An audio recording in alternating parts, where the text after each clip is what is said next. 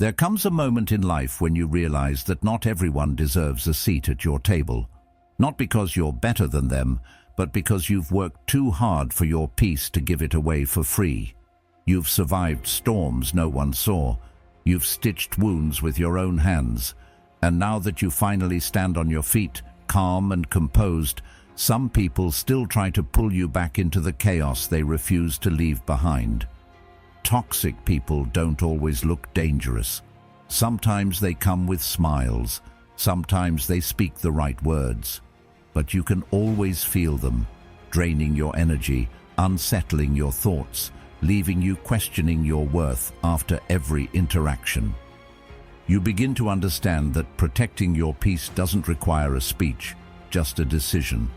A quiet one that says, "I'm not available for this anymore." The Stoics didn't seek revenge. They sought clarity, and in that clarity they found freedom. Not from others, but from the need to be pulled into every storm that passes. If this kind of stillness resonates with where you are or where you're headed, feel free to subscribe.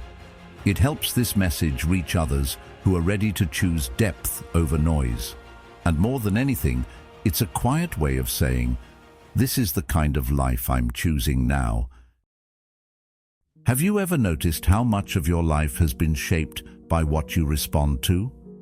Every text you didn't want to answer, every argument you didn't want to have, every person you gave just one more chance. It adds up, not just in time, but in energy, in identity, in the quiet erosion of your emotional foundation.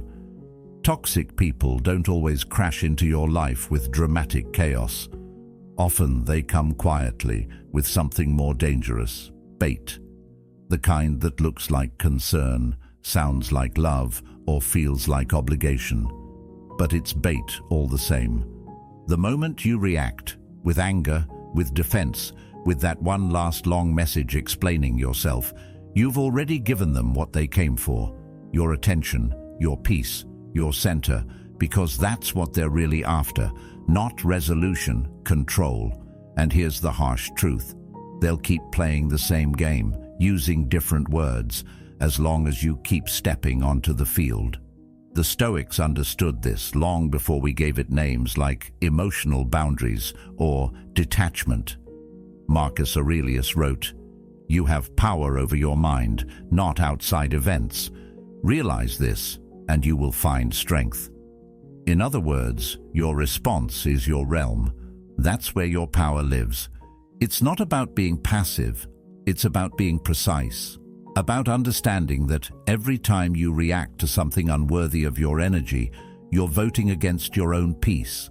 You're letting someone else decide how you feel, how you think, how much space they get inside your mind. And if they didn't earn that place with trust, respect, or kindness, why are they living there rent-free? Sometimes silence is stronger than any comeback. Not the cold, dismissive kind, but the grounded kind. The kind that says, "This doesn't deserve my energy." And that decision, to say nothing, to walk away, to not attend every argument you're invited to, is not weakness, it's maturity. Carl Jung once said, "Everything that irritates us about others can lead us to an understanding of ourselves." And while that's true, it doesn't mean we have to sit in the irritation. We can learn and still leave. We can reflect and still walk away.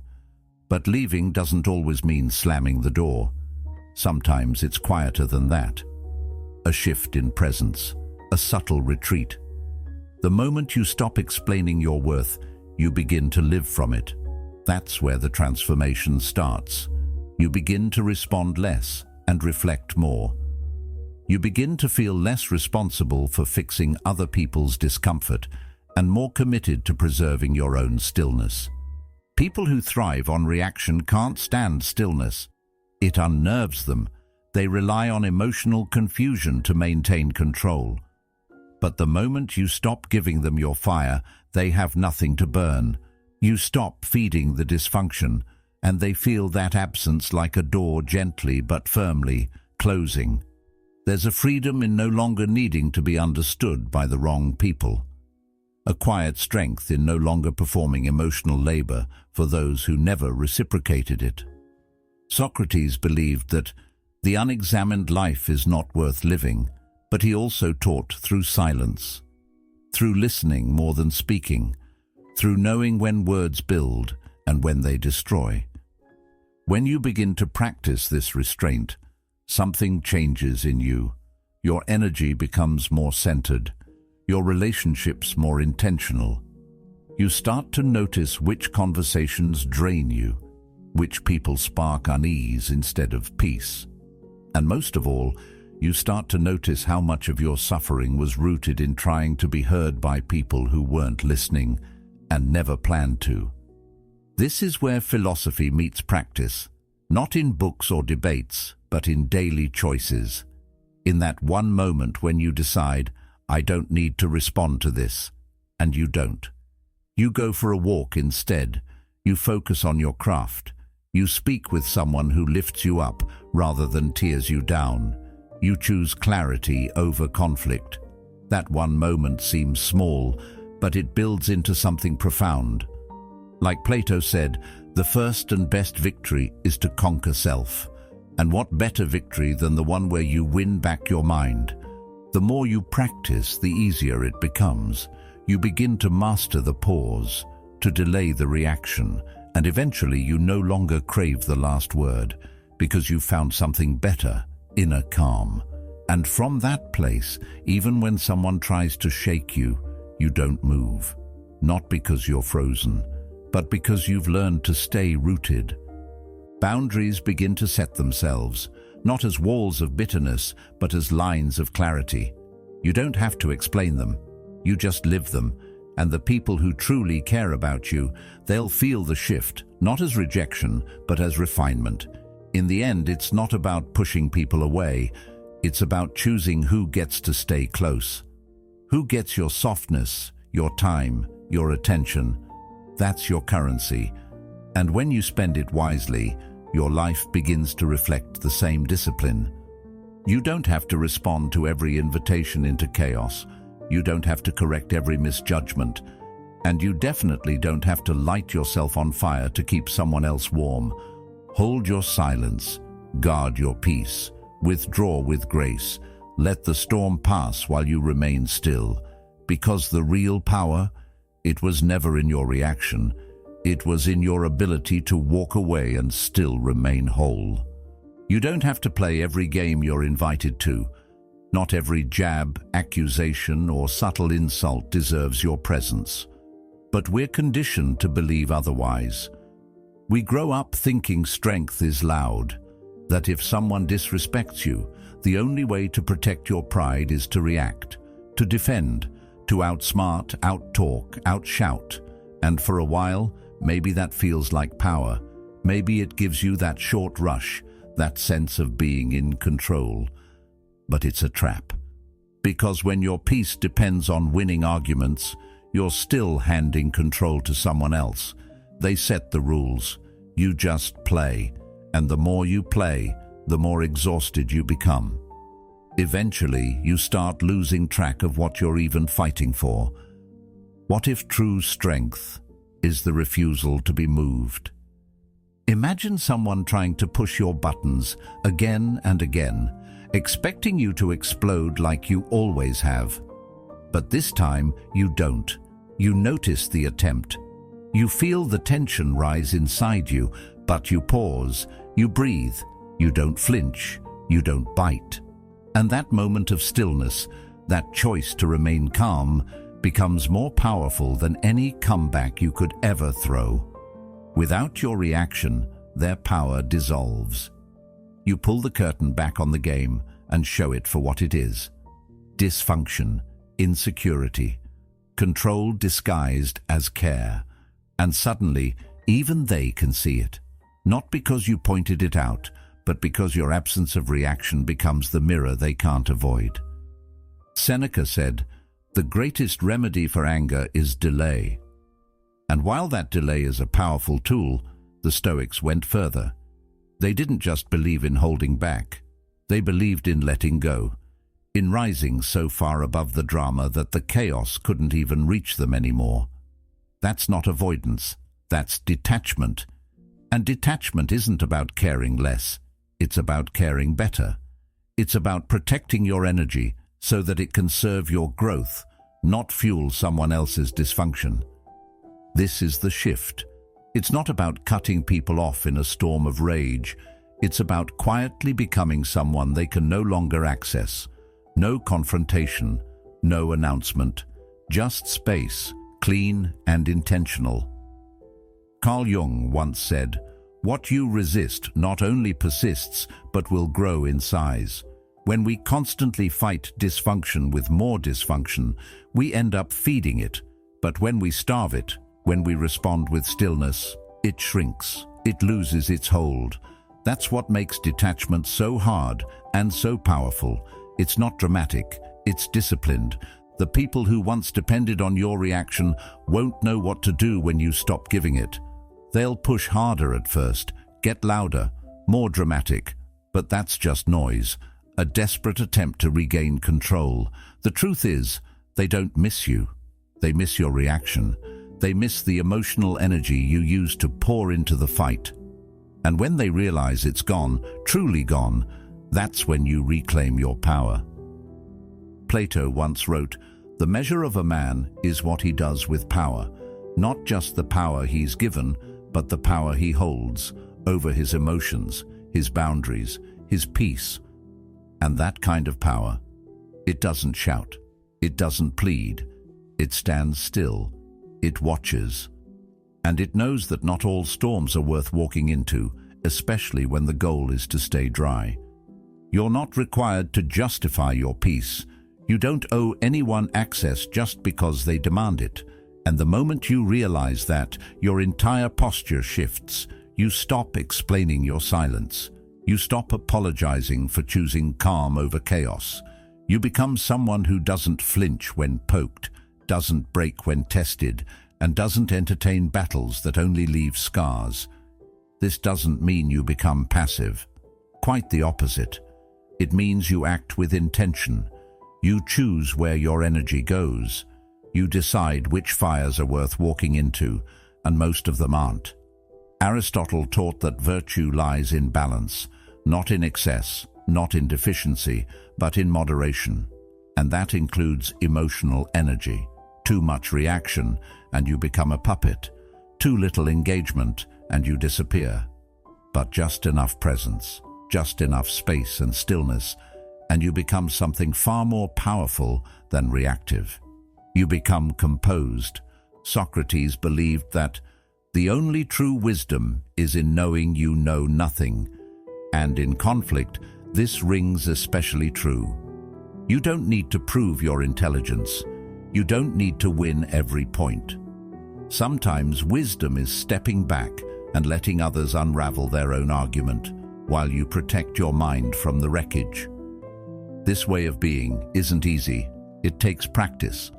But every time you choose silence over sarcasm, breath over blame, patience over provocation, you reinforce that you are no longer available for emotional games, not out of cruelty, but out of clarity.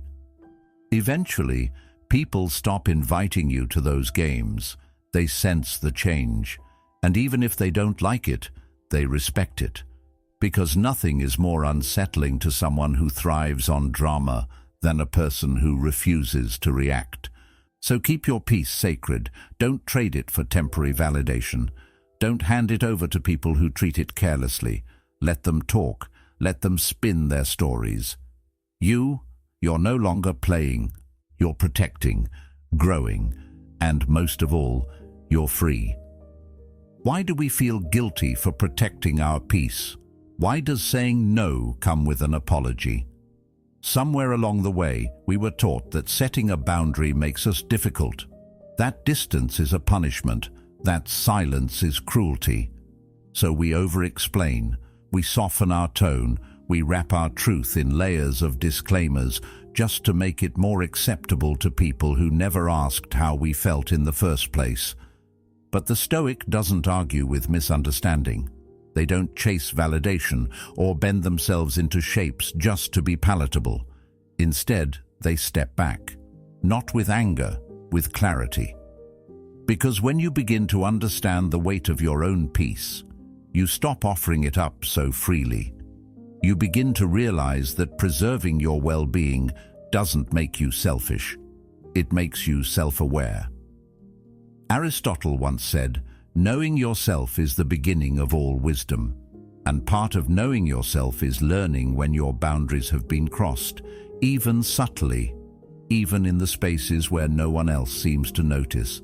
It's when someone jokes at your expense one too many times, when someone expects your time, your energy, your attention, without ever asking what it costs you, and still you stay silent, trying to avoid the label, cold, rude, dramatic. But here's the truth. Boundaries aren't walls to keep people out. They're doors to let the right ones in. And a firm boundary, quietly enforced, is louder than any confrontation. When you no longer feel the need to defend your limits, you start to carry yourself differently. You don't announce your absence, you just stop showing up where your presence was never honored. Carl Jung believed that the privilege of a lifetime is to become who you truly are. And who you truly are can't be found in the constant explaining, apologizing, or shrinking.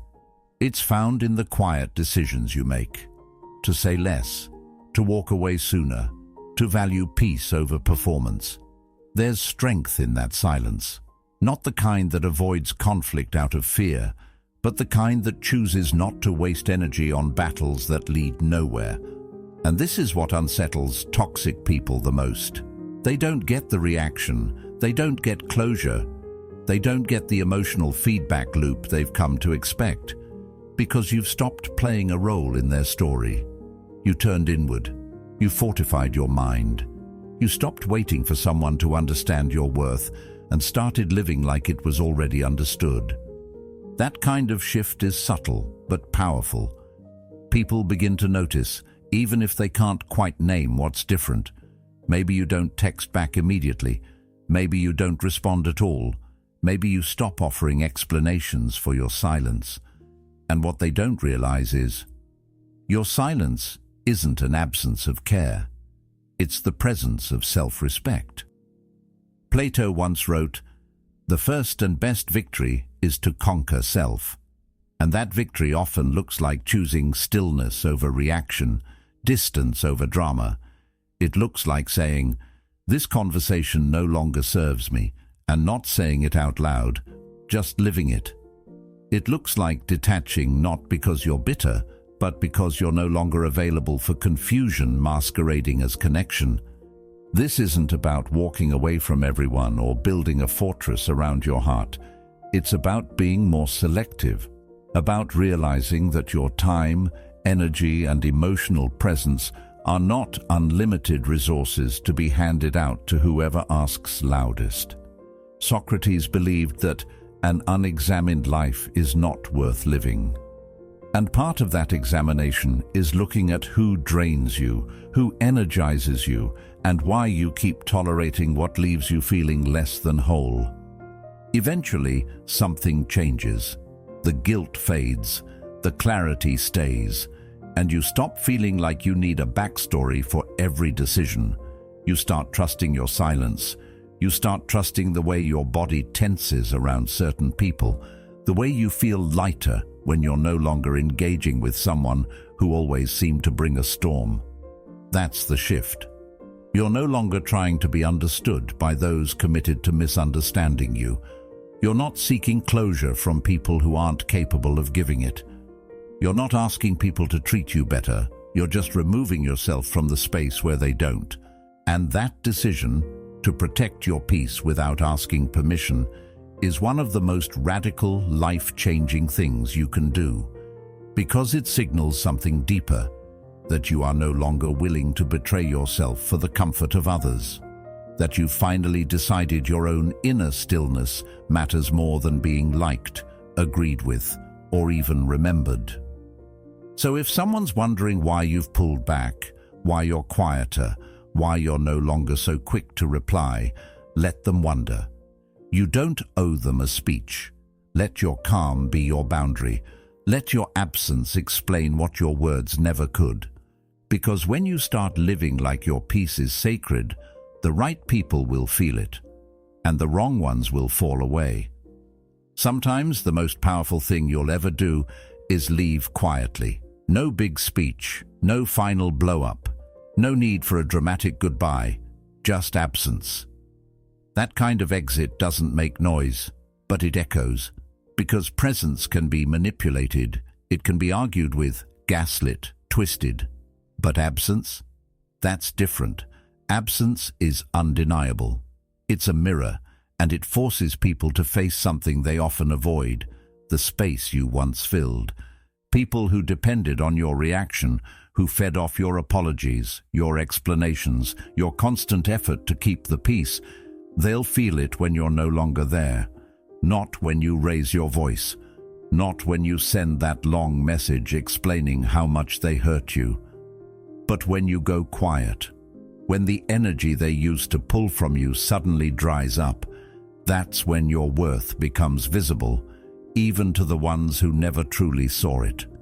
It's not coldness, it's clarity. Marcus Aurelius said, "The best revenge is to be unlike him who performed the injury." And that still holds true, because walking away with grace instead of trying to match someone's chaos isn't weakness, it's evolution. It means you're no longer trying to win a battle that only leaves both sides bleeding. You're not mirroring the dysfunction, you're not proving anything, you're simply removing yourself from the game. That doesn't mean it doesn't hurt, it does. Leaving quietly can feel like swallowing your pride, like letting go without closure. But what you gain in return is something much more valuable: self-respect, stillness, space to heal in peace, without someone pulling you back into old roles you've outgrown. Carl Jung once said, "You are what you do, not what you say you'll do." And when you leave with composure instead of chaos, your action speaks volumes. It says, "I no longer live at the mercy of your approval." It says, "This version of me, the one that explained, that stayed too long, that tolerated the disrespect, no longer exists." What many don't realize is that people often treat you based on how you treat yourself. When you stay in places that drain you, when you explain your worth like it's a debate, you silently teach others that your peace is negotiable. But when you leave quietly, when you walk away without a trail of drama, you reclaim control, not over them, but over yourself. Plato once wrote, "The measure of a man is what he does with power." And the kind of power we're talking about here isn't dominance, it's restraint. It's the power to know you could destroy someone with your words, your anger, your truth, and still choose silence.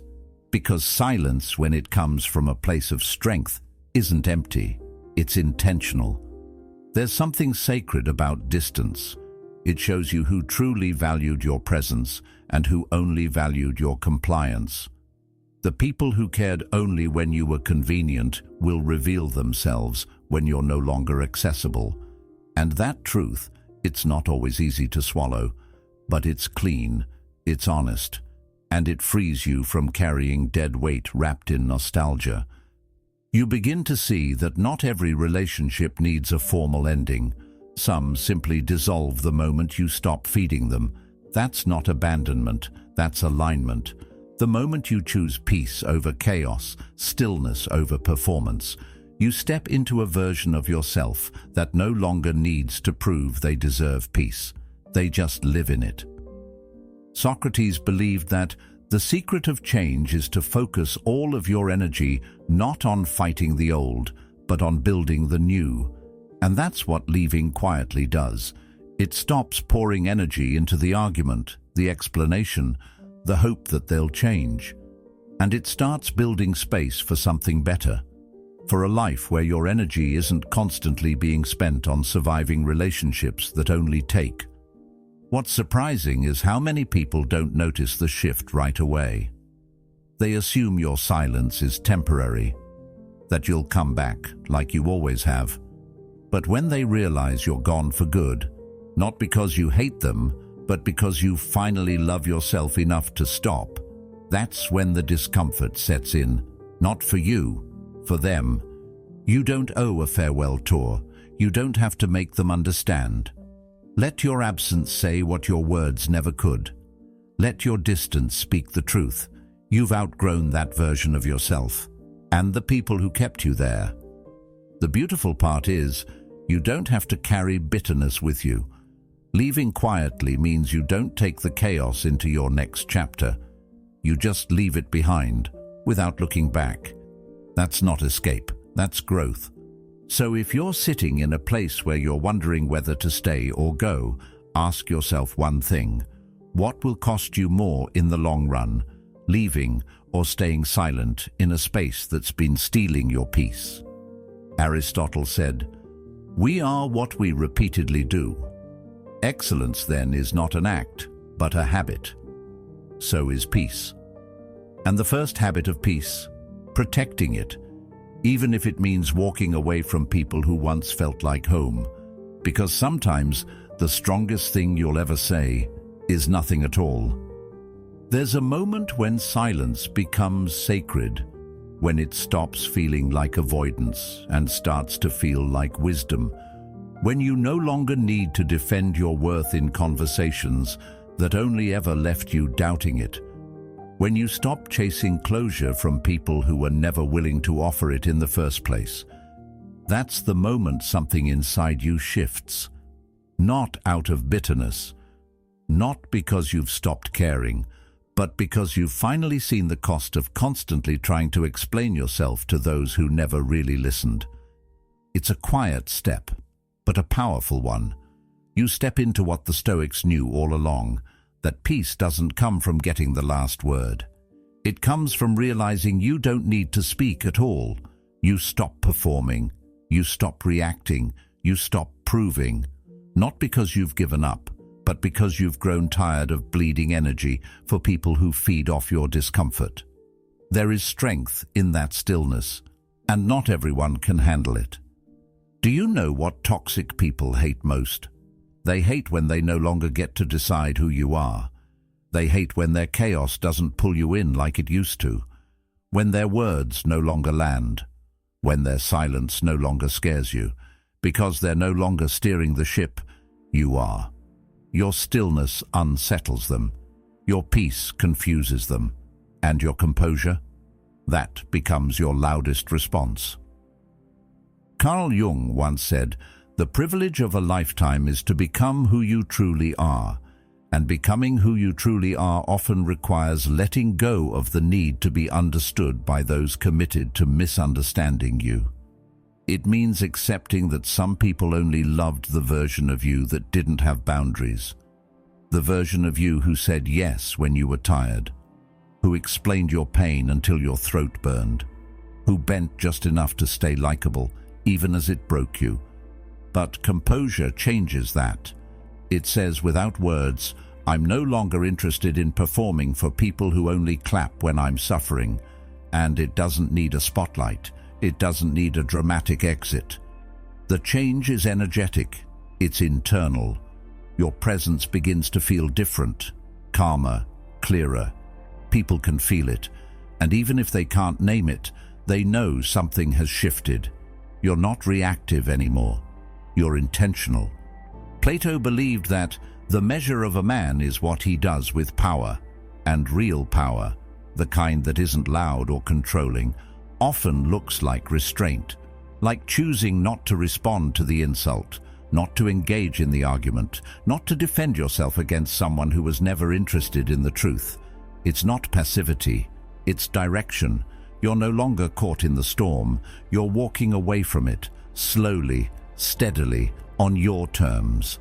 You begin to see how often you've drained yourself just trying to be heard. How many times you raised your voice, not out of anger, but desperation, just hoping someone would understand. But now you see that the ones who care don't need convincing, and the ones who don't will never be convinced. That realization frees something inside of you. It lifts the burden, and in that space, something softer takes root: self-respect. Socrates said, "To know thyself is the beginning of wisdom." And knowing yourself means knowing when to speak and when to stay silent, when to engage and when to walk away, when to fight for a connection and when to stop watering a dead plant. It's a calm awareness that rises above reaction, not because you don't feel deeply, but because you've learned not every feeling needs to be shared with those who weaponize them. Your silence becomes a form of emotional discipline, not the cold, distant kind, the powerful, deliberate kind, the kind that protects your peace like a sacred flame, because you've learned how easy it is to lose yourself in the noise of someone else's chaos, how quickly you can be pulled into someone else's storm, even when you've done the work to find your own calm. That's the gift of composure. It doesn't erase your emotions. It respects them. It allows you to carry your dignity into places where others dropped theirs. It keeps you rooted in who you are, not in how others try to define you. And maybe most importantly, it frees you from the exhausting cycle of trying to be chosen by people who never had the capacity to see you clearly. Aristotle believed that excellence is not a single act, but a habit, and composure, like any discipline, is something you build. You start small. You pause before reacting. You notice the pull toward old patterns, and you choose differently, one breath at a time, one choice at a time, until the person who used to respond with fire is now a person who protects their light instead. And over time, that light becomes untouchable. Not because you've built walls, but because you've built self-awareness. Not because you're above others, but because you finally understand the value of your presence. You're no longer accessible to everyone, and that's not cruelty. That's growth. The people who truly care won't fear your silence. They'll respect it. They'll sit with it. They'll understand that your quiet doesn't mean distance. It means depth. It means you've outgrown the need to constantly explain your existence to people who were never listening anyway. So when that moment comes, when you feel the urge to defend yourself, to fight back, to chase one more moment of being understood, pause. Take a breath. Let your stillness speak. And let your peace be the answer that no argument can touch. Sometimes, the strongest voice in the room is the one that no longer needs to speak. Thank you for spending these few minutes with me and with yourself. If this message spoke to something true in you, there's another video on your screen that might go even deeper. And as always, thank you for being part of Stoic Journal, where clarity is valued, peace is protected, and growth is lived, not preached. Until next time, stay grounded and keep walking the quiet path forward.